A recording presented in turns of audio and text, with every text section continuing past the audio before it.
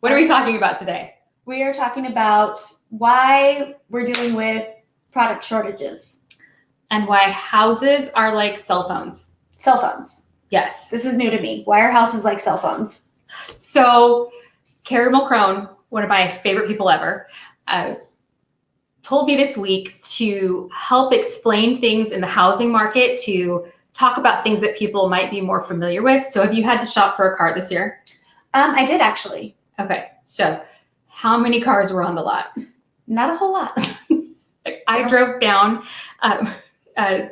Canal, and the Toyota dealership, which is usually just chock full, is like sparse. It's looking like really low rations. Right. Do you know why we have no cars right now? Why don't you enlighten me? Cell phones.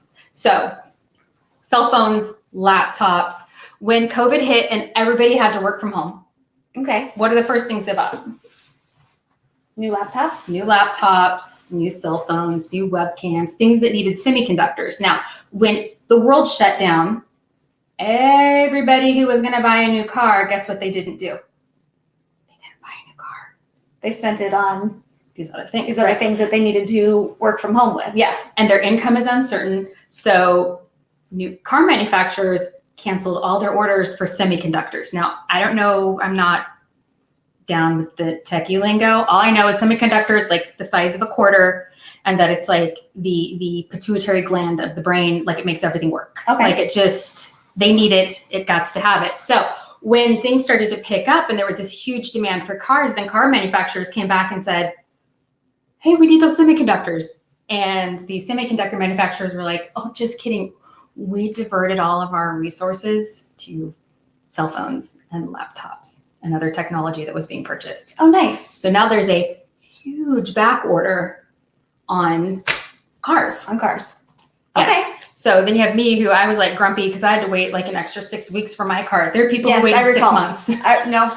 I recall. We Every looked day. Every day. Where my car was? Where was your car? In Wenatchee. In Wenatchee. No, it wasn't Wenatchee. For a long time. It was in the port. It was in the port. It wasn't in Wenatchee. Oh. It was in the port near Seattle. Not Seattle, but like near Seattle. I can't remember which one. But that brings us to why building materials are such a problem right now. Same thing. Lots of little connections that you wouldn't think would create this backlog and this scarcity of materials are all coming together. A lot of it is starting in the ports. So when we think of ports, I want you to think global, not just Tri-Cities, but global. Everybody is having this issue. So let's go to China. You know, China is a manufacturing powerhouse.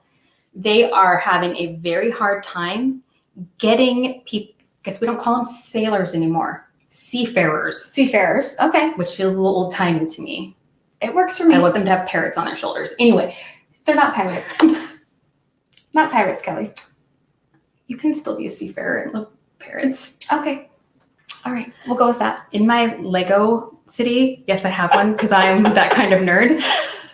All of my seafarers have parrots. All of them or just a few of them?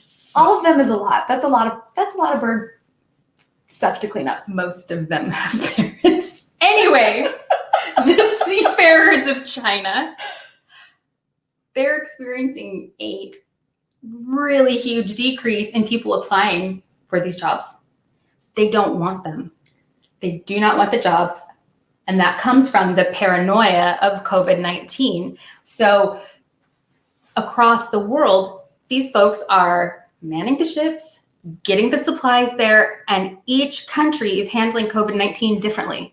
There isn't one protocol for the world. So they're going, I don't want to be the person on that ship who then goes to an unsafe port and then brings COVID-19 once again to circle back around my country. I don't want to be that guy. Right. So you have a really low application for these jobs. Now, because of the higher perceived risk, those who will apply, it's causing a wage inflation. So now they can't do it as fast or at the same cost that they used to be able to do it. Okay, that makes sense. Yeah, and the hard part is there's no real end in sight. Another thing, so China, obviously, like most countries, are trying to do everything they can to stop the spread. We just want this to be over, right? Can we all agree? Who doesn't want it to be over? Pick me. So I wouldn't say if somebody sneezes, over there. But like if there is somebody who shows COVID-19 symptoms, they shut down the port. So even if your cargo is there, it's ready to go, they are shutting down the port. It's going to sit on that ship until everybody's quarantined and everybody's fine. And I mean, you have to respect that because we're trying to get the pandemic to just slow its roll, right? But the other side is you're kind of mad because you don't have windows. Right. No windows. Or garage doors. Or garage doors. And this is happening, I mean, all over the place. So then let's say your cargo finally gets here, and then what? Right now, we're experiencing a 50% increase in the amount of time that those shipping containers are sitting in port. In the largest ports on the West Coast, I think they're Los Angeles and Long Beach. Mm-hmm. They've experienced a 50% increase in the amount of time that they're just sitting there. A lot of that also has to do with the labor shortage and the labor costs. So how does this affect the building industry? A lot right now. I have a lot. We have a lot of very frustrated builds. So many folks.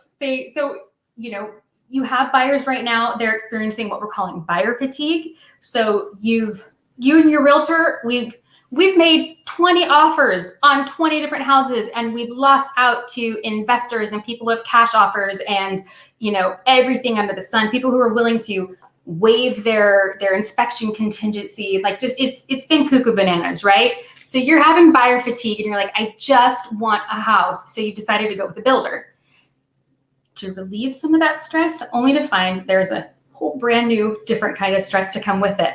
You're welcome. And we're here to walk you through it. But know you're in really good company. If you're experiencing that home building stress, literally it is across the nation. It is not just locally, across the nation. And every single buyer, you don't want that to affect your build. You don't want to be the one that's the victim of that. You want it to be somebody else's problem, but somehow it magically didn't affect your home. Well, I'm here to tell you it's affecting everyone. Everyone's home. Or we were just talking about electrical boxes. Yes. There's like one in the United States. And we're not talking about the switch boxes inside. We're talking about the meter boxes with the main shutoffs that go on the outside of your house. There are none west of the Mississippi, and there won't be for about 5 months. Yeah. So what your electricians have in stock is what there are. That's it, folks. That's it. So when you come into it, that also brings to mind the hierarchy of building. So when you have a builder who has an established relationship with their trade partners, they're going to be loyal to that builder, and that builder is going to be getting what they have first, where the smaller or one-off builders, they'll get the leftovers. So Lennar, who is the second largest builder in the nation, they have had to push out lead times up to 7 times on one build, just to make sure that they're getting everything in the home.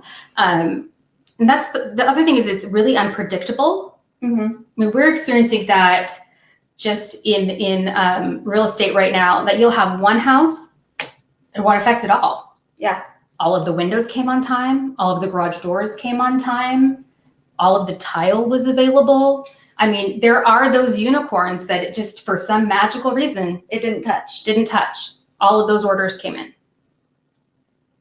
And then you have the ones that every hiccup that can happen happens.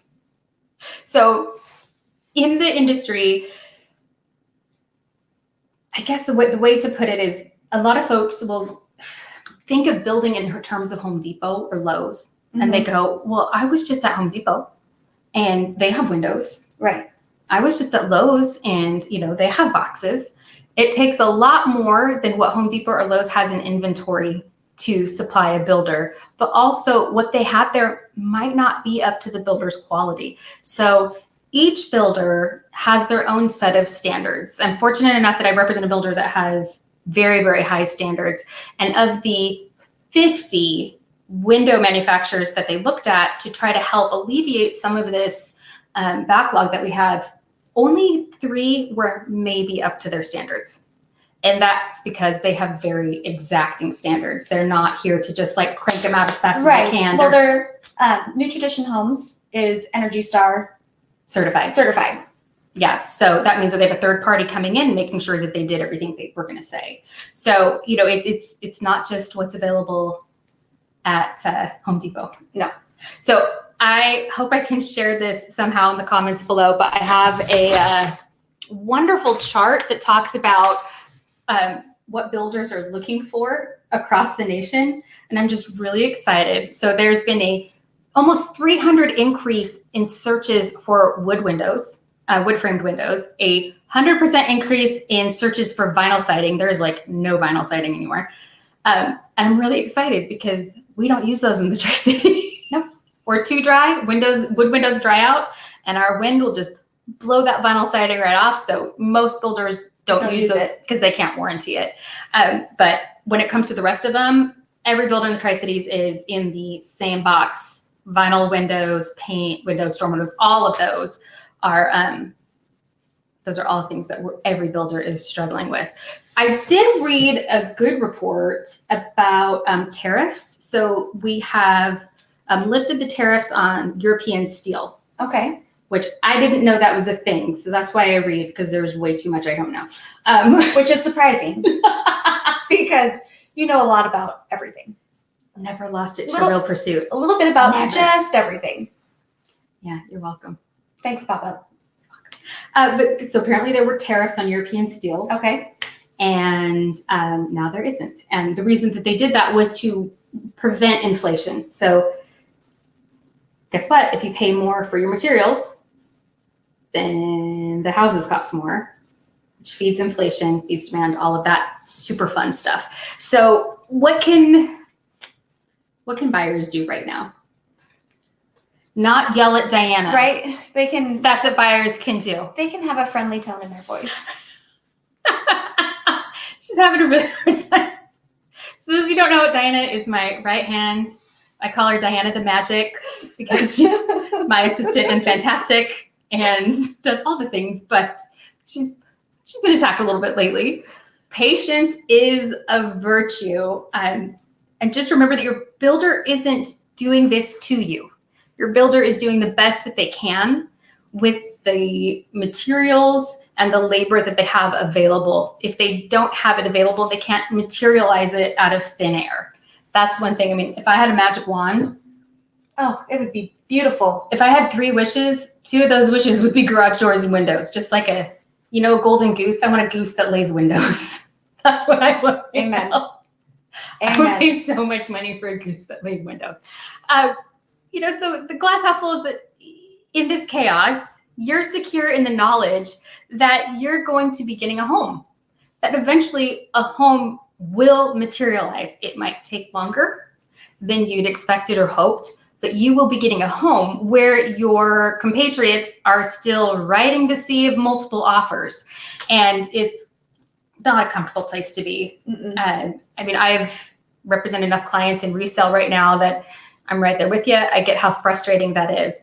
But building a home, you will get a home. It's just when. Right. So remember, folks, patience is a virtue. And if you have any questions about buying or selling a home, give us a call.